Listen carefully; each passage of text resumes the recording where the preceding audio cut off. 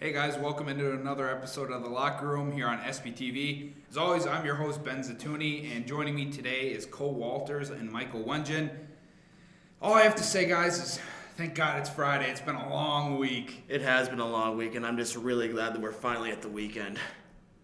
Long week with a bunch of great sports. It's true. All right, well, on the show tonight, we'll have a Pointers sports breakdown. We'll talk about Badgers football and the first college football playoff poll. We'll recap the NFL trading deadline because trades were actually made this year, the World Series that was, and then we'll also play around a buy or sell. And then we'll each bring light to some topics in sports that deserve more recognition. So getting things started tonight, the Pointers football team dropped to 4-4 on the season following a 35-7 loss at home on Saturday to UW Whitewater. The only scoring for the Pointers came via a 92-yard kickoff return by freshman Jahi Stegall. Pointers defense struggled on the day, giving up over 500 yards of total offense in the game.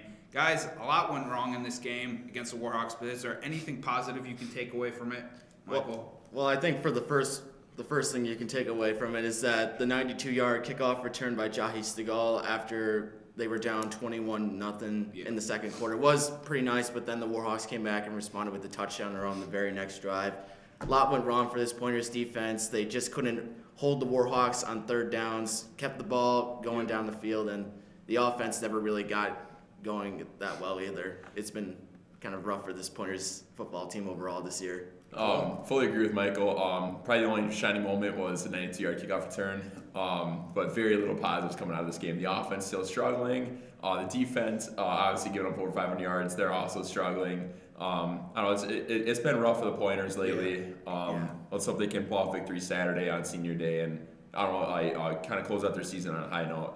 Yeah, so the Pointers wrap up their home schedule of this season this Saturday, like Cole mentioned, with Senior Day against UW River Falls, with kickoff scheduled for 2 p.m. Guys, Pointers are eliminated from postseason contention, but is there still something to play for? But there's still something to play for if you're the Pointers, right? Yeah. A little bit of self-pride. I mean, it's Senior Day. Fully agree. Last game at home. You're 4-4 right now. I think they have 2 games left in the year. You win the last 2. You go always in a winning season. I mean, that's a consolation prize I'd definitely take. Michael? Yeah, I agree. Obviously, the big thing that you're going to be playing for is a win. And, at this point now with the Pointers out of playoff contention, you're playing for some pride here. Give your seniors something to really look back on as something memorable from this season, at least something that they can look back on and say, this is what at least we were able to do. And even though they have 2 games left this season, they have a very tough game at the end of the year against Platteville. I think they can also make some have the opportunity to kind of change things up a little bit there at the end of the season in the WEAC standings if they play pretty well against Platteville. Yeah, that's totally true. And SBTV will be broadcasting the game tomorrow. On to women's volleyball. The Pointers women's volleyball team wrapped up their regular season schedule last Saturday. They lost to lacrosse in 4 sets. April Gale once again had a double-double with 11 kills and 16 digs. Then on Tuesday night, the Pointers hosted UW Oshkosh in the first round of the WEAC tournament, and they lost in a straight set sweep. No surprise, April Gale once again got a double-double with 17 kills. The Pointers have an outside chance of making the national tournament, but if you're the Pointers, what can you take away from this season? Cole? Conference was a struggle for them. Yeah, definitely was. I think they definitely have to improve on that because the conference tournament and the conference regular seasons where makes up a big chunk of the record. Exactly. Other than that, non-conference they played really well. They showed signs that hey, they can be a really good team and compete for a conference title. I guess you can look at that and say, hey, we compete with some really good teams. If we can just improve on that, I think we can make a big jump to next year. Michael, your thoughts? Well, I think I was also really impressed by April Gale this year, stepping up as a sophomore, becoming the next veteran leadership on this team next season as she becomes a junior and an upperclassman. So overall, like you said, Cole, it's tough for this Pointers women's volleyball team to play in this conference. It's a tough conference to play in, and then to lose in the way they did in the first round of the tournament, it was disappointing. But at the same time, I can't be too disappointed in how they played this season. Yeah, and also this week the WEAC teams were announced. April Gale made first team all conference, no surprise, as did Kelly Magliano as well. So good for them. Congrats to them. Shifting onto the ice now, the Pointers men's hockey team got their season started last weekend and came away winning both games. On Friday, they beat Aurora 6-1. Scoring for the Pointers was Willem Nong Lambert, Luke McElhaney, Tristan Conrad, Drew McLean, and Tanner Carty scored twice. Then on Saturday, the Pointers beat Trin University by a score of 3-2. Scoring for the Pointers once again was Tanner Carty, Luke McElhaney, and Colin Raver. Guys, obviously the Pointers won, no surprise, but did the Pointers show you anything in their games over the weekend?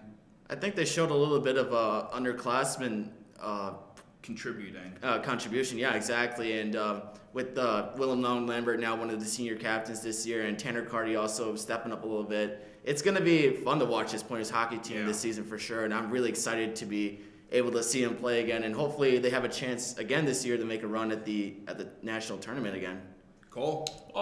You know what? To me, I think they're still a young team, but it's fun to watch them building that talent stuff. But I mean, like you mentioned, they still have senior leadership on the team. It's gonna be fun. It's still gonna be fun. They got the offense to score. They still have a great defense to help them throughout conference play. Overall, they'll compete for a conference title and compete for the NCAA tournament once again. So I look forward to that this year. Yeah, and their first home games tonight, and I can't wait to be there. So. The Pointers play at home for the first time this season today and tomorrow, as we mentioned. On Friday, they face Hamlin with puck drop scheduled for 7 p.m. Then tomorrow, they face Bethel University for Parents Weekend with puck drop scheduled for 7 as well. What can we expect from the team this weekend? I think we can expect this team to get off to a good start. This weekend, they have Hamline tonight, a team from Minnesota, and then you have Bethel University. So They beat both pretty handily. And they both in the past. beaten both teams pretty handily in the past too. But again, no team should be taken lightly. I don't think ever.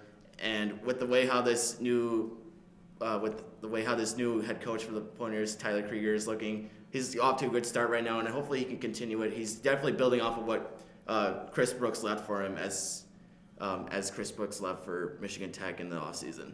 Cole? I fully expect a win tonight and tomorrow for the Pointers. Start out the season 4-0. It'll be great for Coach Krieger. Had the confidence sky high for the team, starting at 4-0. You can take that obviously in the next games and be like, hey, we're playing really well right now. Let's keep that momentum going. Definitely good for Coach Krieger, and it'll definitely be good for the team.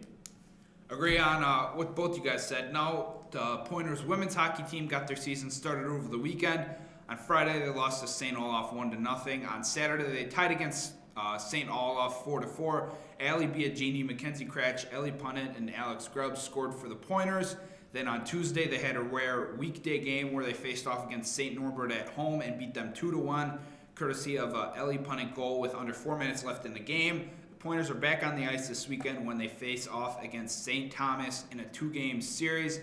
It's still early in the season, guys, but how important is it for the Pointers to get a couple wins this weekend? Very important. St. Thomas, traditionally really good teams. Yep. Even on all athletics for St. Thomas. Pointers have a great goalie this year, it seems like. You can't really rely heavily on her, though. You're going to need to score some goals to win. But very important series. If they could take at least one of the games, I think they'll build their confidence into future games.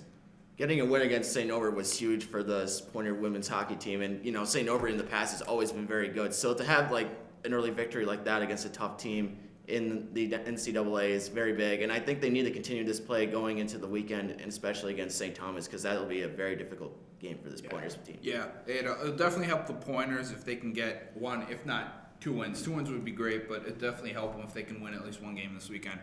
Coming up after this commercial break, we'll be back to talk Badger football and the first college football playoff poll. How can you get involved with student media at UWSP? What's the time? Connecting with your campus television station, SBTV, is easy. Like us on Facebook, subscribe to our YouTube channel, follow us on Vine, follow us on Twitter, follow us on Pinterest, follow us on Instagram, or connect with us on Google+. But of course, the best way for you to get involved and stay up to date with all that is happening at our station is to stop by our studio. We're located in the Communication Arts Center at UWSP, Studio B, Room 121. You can also drop by our office, Room 130, for more information on station happenings. We can't wait to get you involved. Come join us at SPTV. Let's make media together. Welcome back to the show, guys. The Wisconsin Badgers football team moved to 8-0 on the season with the 24-10 victory on Saturday. For only the third time this season, freshman running back Jonathan Taylor didn't rush for over 100 yards, partly due to the fact that he left the game in the second half with a leg injury. Guys, am I the only one that was a little disappointed in the Badgers? I mean, yeah, it was still a win, moved them to 8-0, but I was a little disappointed with how they played, definitely offensively. Well, I think losing Jonathan Taylor there in the second quarter kind of hurt this Badgers offense, a little bit in the game against Illinois. Typically in years past against Illinois, they dominated pretty well, kind of beat them down to submission, and I didn't really see that last weekend against the Fighting Illini. It's not something to be too concerned of, but it is kind of something to think about, and I can see why the Badgers aren't ranked as high as they are in the college football poll as well. Cole? I guess I'm a little disappointed, but I mean, they did their job. They got the win they needed. It doesn't have to be pretty. I mean, they're still 8-0. I mean, they're still going to compete for a Big Ten Conference Championship. It did hurt that Jonathan Taylor went out. I think if he was still in the game, we'd probably win the game by at least 3-4 touchdowns. Other than that, the defense played great once again. Can't take that away from them. Wisconsin got the win. I'm not really disappointed in their play. Well, I guess I'm the only one that was disappointed. So the Badgers are back on the road this weekend as they travel to Bloomington to take on the Indiana Hoosiers with kickoff scheduled for 11 a.m. Guys, would you consider this somewhat of a trap game for the Badgers? Cole? It definitely could be because Indiana runs the ball really well, they can also pass the ball. They're a good offense, but I guess if Wisconsin overlooks them, they could find themselves in trouble here. Other than that, I don't know, the defense will hold strong though. I still think they'll take down Indiana. Indiana usually hasn't been a very strong team in the past, but in recent years now, they've looked a lot better, I think, too. So I think they shouldn't take the Hoosiers lightly, and I think probably this weekend they should come out on top, but who knows? It'll be a little bit closer, I think, than in years past for this Badgers football team. Yeah, I think this could be considered a trap game. Definitely be a good chance for the Badgers defense to show their true colors. Not that I have anything bad to say about them, but if they can shut down Indiana's run and limit their pass too, that'll be great. Right. And then if they can put up maybe a 40 or a 50 spot on the Hoosiers, and that'll definitely help them in the rankings aspect, which we're going to talk about now. The first college football playoff poll was released on Tuesday night, and as usual, there is controversy surrounding it. Guys, first off, do you have a problem with the top 4 teams? There is some questions I have about it. Of course, Alabama's still up there, which is no surprise. But I don't think they were ranked number 1. Georgia was, which is kind of unusual. But still, though, they were still up there, and I don't even really think Georgia should be the number 1 team. I mean, granted, you look at how the quality of the wins stack up against other teams, but for the most part, it's the poll has a lot of questions, and I have a lot of questions for it. Then again, this is still only the first poll of the year, so there's still many more to come yet. Cole? I agree with it. I'm with the top 4, I should say.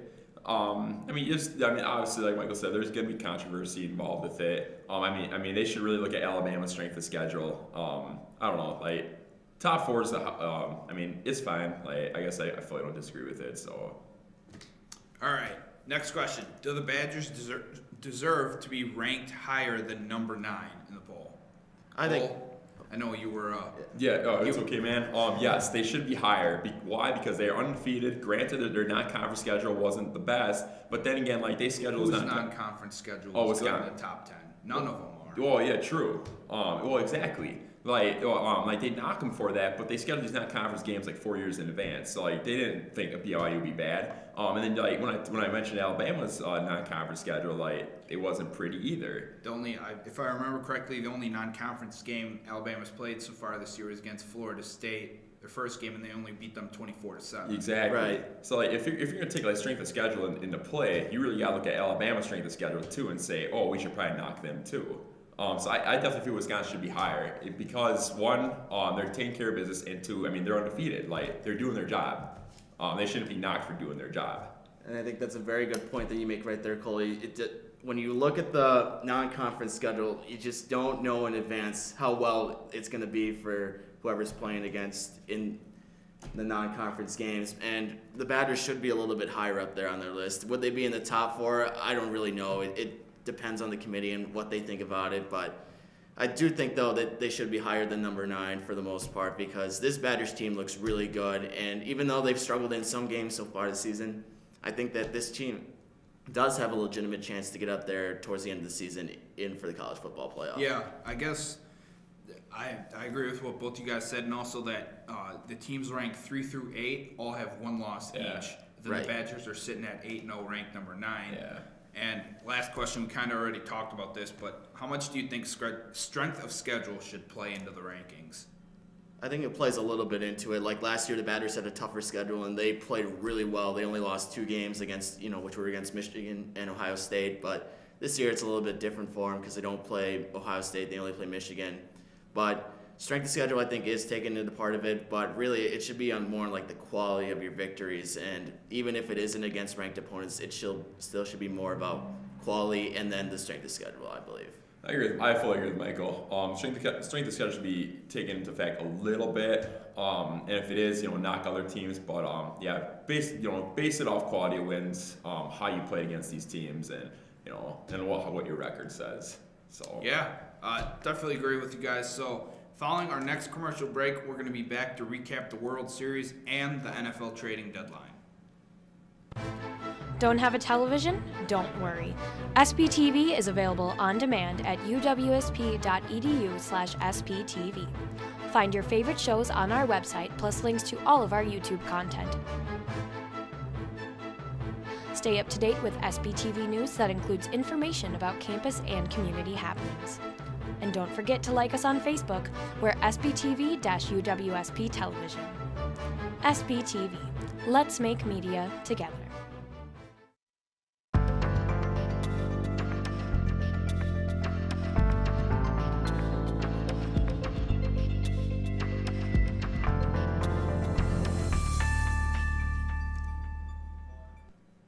Welcome back, guys. The World Series went to 7 games, and it did not disappoint.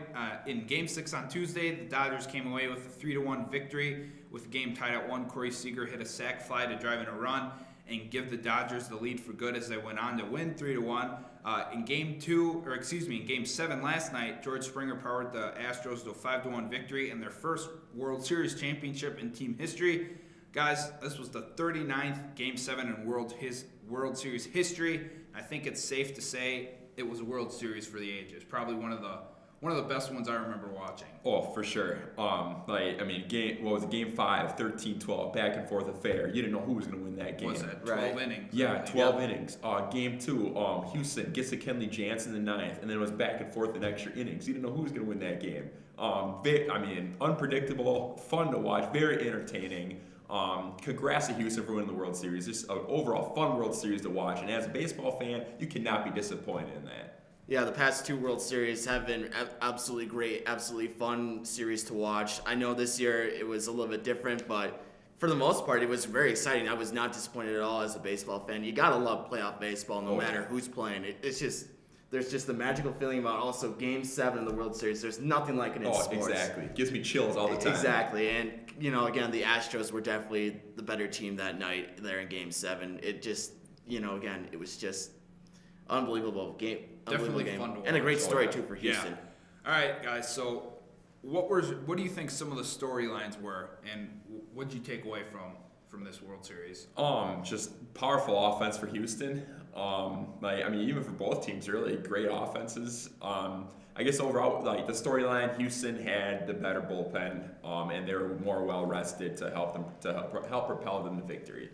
Yeah, and I agree. And it was a huge question as to why Dave Roberts did not manage his bullpen very well in Game 7. And then Yasiel Puig just became a virus on the bench. He just got extremely frustrated at everything his team was doing. And when it translates to what other guys are feeling, it's going to make it a lot harder for this team, to come back and make the game more interesting and have a chance to win. So it was, I think in Game 7, it was that the Dodgers bullpen peaked there in Game 6, and then Yasiel Puig just lost his control in Game 7.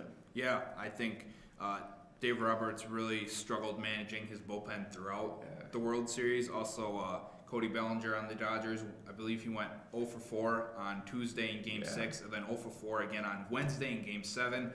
You're not going to, and then Corey Seager struggled as well. Justin Turner cooled off once the Dodgers went to Houston for games 3 through 5, and without three people in the middle of the meat of your lineup, you're not really going to score that much runs. Right. You're not going to get offense, and with both bullpens from both teams struggling, it definitely was going to go to Game 7, but whoever decided to perform, that's who won, and the Astros decided to perform, and they definitely deserve to win it. Yeah, exactly. Yeah, I agree. Well, guys, the NFL trading deadline came and passed on Tuesday with 3 notable trades going down. The Texans sent tackle Dwayne Brown to the Seahawks for a 5th round and a 2nd round draft pick. The Dolphins traded running back Jay Ajayi to the Eagles for a 4th round draft pick. And the Patriots traded quarterback Jimmy Garoppolo to the 49ers for a 2nd round pick. Out of these 3 trades, guys, which do you think will help the teams involved the most? Well, I think the Seahawks getting Dwayne Brown will help out that offensive line for sure. And I know the 49ers don't really have a quarterback right now who can lead the team. So getting Garoppolo was a little bit of a nice little gift from the Patriots. So I think it's going to be between the 2 NFC West rivals to see which one of these trades will help out which team more. To me, the Eagles getting Jay Ajayi was big for them because, Carson Wentz has been throwing the ball quite a bit and kind of needed a running game to help him. Getting Jay Ajayi will definitely help out that running game and take some of the pressure off Carson Wentz.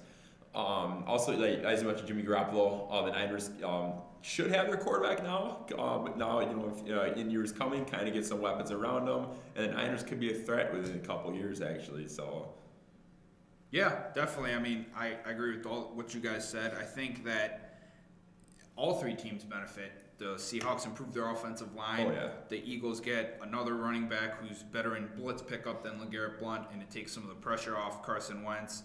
He's still having a great season, no doubt about it. And then the 49ers benefit too, but more so in the future. They have their quarterback of the future. They have one centerpiece that they can build around. They have Jimmy Garoppolo as their QB. They have Solomon Thomas, who they drafted in the 1st round this year. 2 pieces that you can build around offensively and defensively.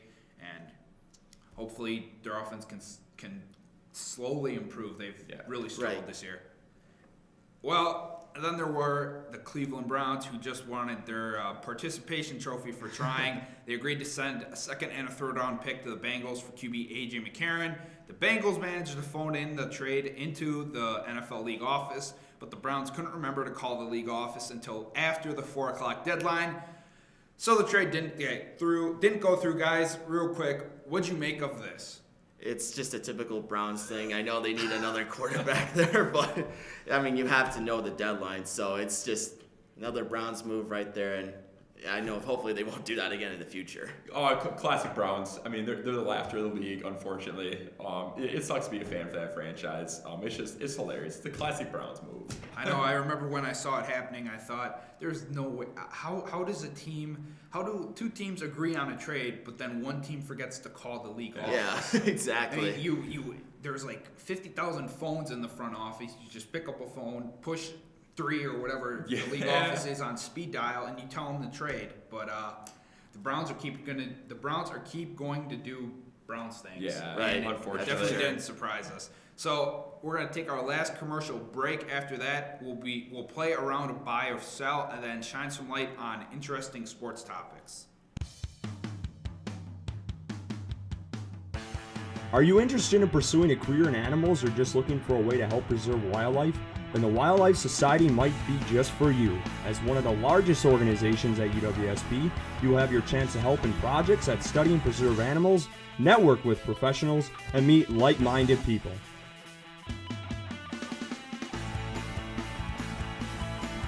Join us Tuesdays at 5 p.m. and join the Wildlife Society today. Play a round or buy or sell. First question: the Browns are the worst franchise in the history of pro sports. Unfortunately, I'll have to buy that. Yeah, I might have to buy that too, honestly. All right, 3 buys. Next question: Brett Hundley will throw for at least 100 yards and 2 touchdowns against the Lions on Monday night. I'll buy it. I'm gonna have to sell that, unfortunately. Buy it. Packers are gonna come off with a big W after the bye week. Justin Verlander is a Hall of Famer. Cole, buy or sell? Definitely buy it. Buy for sure. Buy, but not by a lot. All right. The Eagles are the team to beat in the NFL. Buy or sell? Right now, buy. I'm going to sell it. Buy it. They're on fire. Carson Wentz is MVP. All right, guys. Now for something new on the show. Each of us is going to talk about something in the world of sports that deserves more attention than it's getting. Cole. MLS soccer. MLS playoffs are going on right now. They're fun to watch. Clint Dempsey scored a goal last night. Seattle Sounders are in the conference finals. Hoping Clint Dempsey can get that MLS championship once again. Our Major League Baseball is juiced. In the World Series, there was 25 home runs hit between two teams, and overall this season there was more home runs hit than ever before. So our Major League Baseball is juiced. Yes. All right. I'll round it out. MMA, mixed martial arts, UFC 217 tomorrow night at Madison Square Garden. 3 title fights on the main event. Big deal. The return of George St. Pierre, one of the greatest fighters of all time, going against Michael Bisping for the middleweight title. TJ Dillashaw versus Cody Garbrandt for the bantamweight title. A lot of controversy. They used to be on the same team, then TJ left. Cody's really treating it like a bitter ex-girlfriend, not letting go of the breakup. And then for the women's strawweight crown, Joanna Jevchenko against Rose Namajunas. Great fight. Definitely looking forward to it. Sweet. Should be a good one. Yeah. All right, guys. That's all we have for you today. I'd like to thank Cole and Michael for joining me on the show today, and a big thank you for all the technical staff and all their hard work to make this possible. Be sure to check us out on Facebook at SBTV UWSP Television, or follow us on Twitter at SBTV_UWSP. Also visit the UWSP homepage to locate all your Pointer athletic information. And remember to tune in tomorrow afternoon for our live broadcast of Pointers football as they take on River Falls. We'll see you next time on The Locker Room.